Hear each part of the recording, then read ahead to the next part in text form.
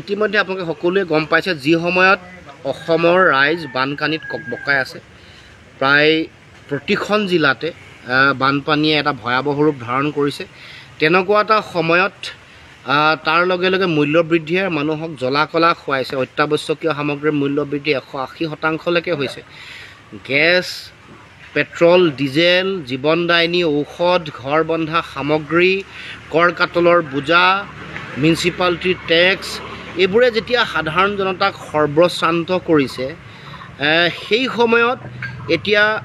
জনতা এতিয়া সাধাৰণ জনগণ প্ৰত্যাহ্বানৰ মাজত জীৱন কটাব লগা হোৱাৰ সময়তে বিধায়কসকল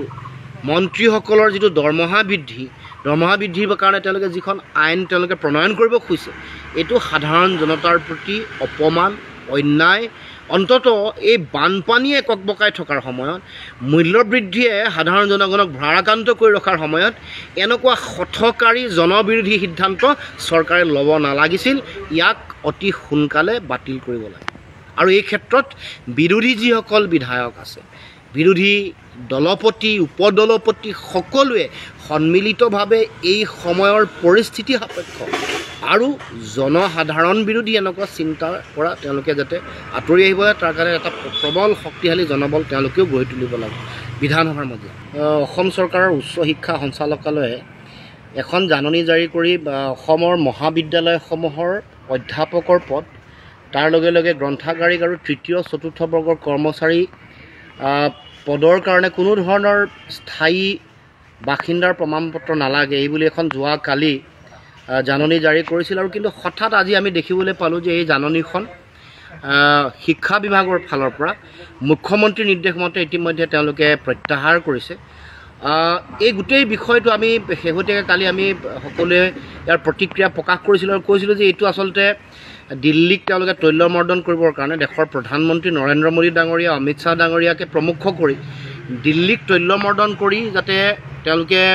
থাকিব পাৰে তাৰ কাৰণে এই সিদ্ধান্ত গ্ৰহণ কৰিছে যেনেকৈ আগত তেওঁলোকে টেটৰ বিভিন্ন ৰাজ্যসমূহৰ যিসকল প্ৰাৰ্থী আছে তেওঁলোকক ইয়াত চাকৰি ইতিমধ্যে দিছিল তেনেকৈ এতিয়া মহাবিদ্যালয়ৰ অধ্যাপকেই নহয় লাইব্ৰেৰিয়ানে নহয় আনকি তৃতীয় চতুৰ্থ বৰ্গৰ চাকৰিয়ালসকলেও যাতে বাহিৰৰ পৰা বহিৰাগত প্ৰাৰ্থীসকলে চাকৰি পায় সেই বাট মুকলি কৰিছে ৰঙা দলিচা পাৰিছে এইটো অসমৰ ছাত্ৰ ছাত্ৰীসকলৰ প্ৰতি চূড়ান্ত অন্যায় আমাৰ শিক্ষিত নিবনুৱা যুৱক যুৱতী যিসকলে চাকৰি বাকৰি নাপায় হাহাকাৰ পৰিৱেশ পৰিস্থিতি তেনেকুৱা এটা সময়ত চৰকাৰৰ যিটো হঠকাৰী সিদ্ধান্ত এইটো আমাৰ যুৱ প্ৰজন্মৰ প্ৰতি প্ৰচণ্ড অন্যায় আৰু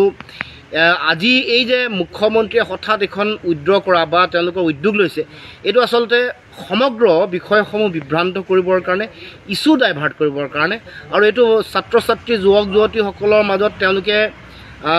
এবাৰ তেওঁলোকে ভুল এটা সিদ্ধান্ত লৈ কাৰণ ইতিমধ্যে তেওঁলোকে তৃতীয় আৰু চতুৰ্থ বৰ্গৰ ৰাজ্য চৰকাৰ চাকৰিসমূহৰ কাৰণে তেওঁলোকে 13,000 চাকৰিৰ কাৰণে APSC মূলত পৰীক্ষা হ'ব বুলি তেওঁলোকে ইতিমধ্যে উল্লেখ কৰিছে ইয়াৰ প্ৰতিক্ৰিয়া হৈছে কাৰণ আগতে ইয়াৰ সিলেকশ্যন প্ৰচিডিউৰটো বেলেগ আছিল গতিকে এই এনেকুৱা ধৰণৰ ইছ্যু বানপানীৰ ইছ্যু সকলো কথা তল পেলাই যাতে এটা ইছ্যু ডাইভাৰ্ট হয় তাৰ কাৰণে এনেকুৱা কাম কৰিছে আৰু এনেকুৱা চেষ্টা কৰিছে যেন তেওঁলোকে উচ্চ শিক্ষা সঞ্চালকালয়ৰ যিগৰাকী ডাইৰেক্টৰ আছে তেওঁ তদন্ত কৰি তেওঁক তলব কৰি তেওঁক শাস্তি ভৱিষ্যতৰ দিনসমূহত প্ৰদান কৰি মুখ্যমন্ত্ৰীয়ে নিজে সাপ হৈ খুটি বেজ হৈ যোৱাৰ যিটো প্ৰক্ৰিয়া সেই প্ৰক্ৰিয়া তেওঁলোকে কাম কাজ কৰিব খুজিছে গতিকে এনেকুৱা ধৰণৰ চিন্তাৰ পৰা স্থূল চিন্তা কাম কাজৰ পৰা আঁতৰি আহিব লাগে মূল কথাটোলৈ যাব লাগে বান গৰাখহনীয়া সমস্যা স্থায়ীভাৱে সমাধান কৰিব লাগে ৰাষ্ট্ৰীয় সমস্যা হিচাপে ঘোষণা হ'ব লাগে দিল্লীৰ পৰা প্ৰয়োজনীয় টকা পইচা আনিব লাগে আৰু আমাৰ নিবনুৱা যুৱক যুৱতীসকল তৃতীয় চতুৰ্থ বৰ্গৰ যিসকল কৰ্মচাৰী চৰকাৰী চাকৰিত মকলৰ কাৰণে আজিৰ পৰা 6 মাহৰ আগত আবেদন লৈছিল সেইসকলক ন্যায় দিব লাগে হঠাৎ 2 মাহৰ আগত APSC মোডত পৰীক্ষা হ'ব বুলি কৈ কোনো ধৰণৰ আগতীয়াকৈ জাননী নিদিয়াকৈ এই ছাত্ৰ ছাত্ৰীসকলক পৰা অন্যায় বন্ধ কৰিব লাগে আৰু এনেকুৱা যিবোৰ তুঘলকি যিবোৰ কাণ্ড হঠাৎ এখন জাননী দিব আকৌ উইড্ৰ কৰিব তদন্ত কৰি ভেকু ভাওনা কৰি মানুহৰ মাজত এটা